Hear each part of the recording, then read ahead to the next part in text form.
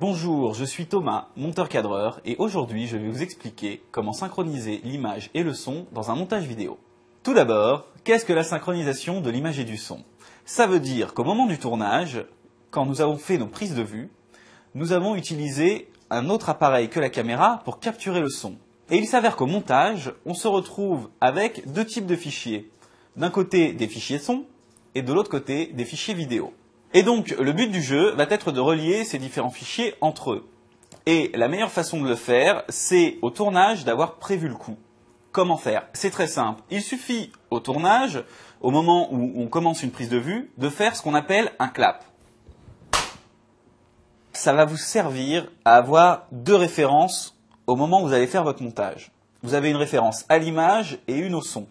Autrement dit, sur votre logiciel de montage, vous allez clairement voir sur la piste son le moment où les deux mains se touchent au son. Et à ce moment-là, il vous suffira juste de mettre ce moment où les deux mains se touchent juste au-dessus du son le plus fort et vous aurez synchronisé votre image et votre son. Plus concrètement, comme vous pouvez le voir ici, mes deux paumes se touchent, donc j'ai fait correspondre l'oscillation du clap.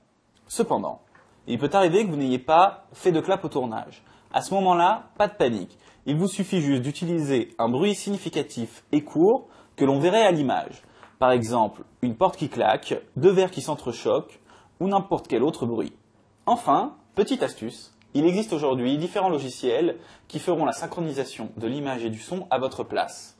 Car cette opération, bien que tout à fait faisable manuellement, est très fastidieuse.